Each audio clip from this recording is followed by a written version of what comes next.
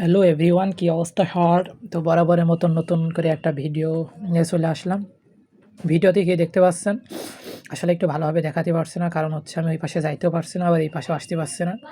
একটু সামনের দিকে আগায় যায়, আগায় গেলে হয়তো বা ভালো করে দেখিয়ে দেবো।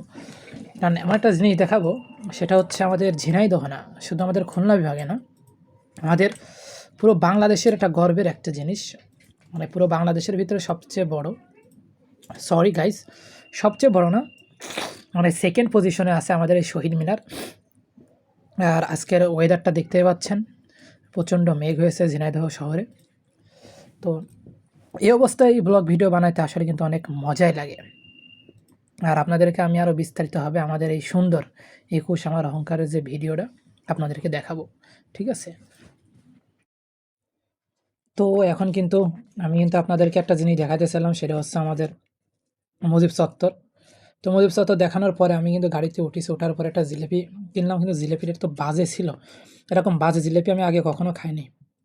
মানে কি আর কব, জিলিপিটা খেয়ে এখন নাক মুখ জ্বলে যাচ্ছে, পেট খারাপ হয়ে গেল। তো যাই হোক, জিলিপি যেহেতু খাইতে মন চাইলে এখন ফেলাই দিয়েও তো পাচ্ছি না। আর এই ওয়েদারে ঘুরতে কিন্তু খুব ভালো লাগছে। তো এভরিওয়ান, আপনারা দেখতেই পাচ্ছেন আমাদের শহরের অবস্থা। শহরের এই পরিবেশটা কিন্তু আসলে অনেক ভালো লাগে। আর এই মুহূর্তে কিন্তু আমি রিক্সায় আছি, আর রিক্সায় চড়তে কিন্তু আরও বেশি ভালো লাগে, তাই না? কী জন্যই ভালো লাগে আপনারা বুঝতেই পারছেন। প্রথমত ওয়েদারটা অনেক শান্ত। আর এর পাশাপাশি এই যে আমাদের পাশে আছে কেসি কলেজ, কেটে আছে কেসি কলেজের পায়ে দিয়ে আমি যাচ্ছি, আপনাদেরকে একটু দেখাইতে পারলাম না, খুবই দুঃখিত গাইজ।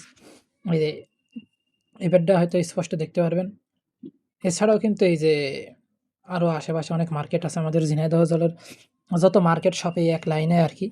মোবাইল-টোবাইল আপনারা যা যে যেটা কিনতে চান সব কিছুই কিন্তু কিনতে পারবেন, কোনো সমস্যা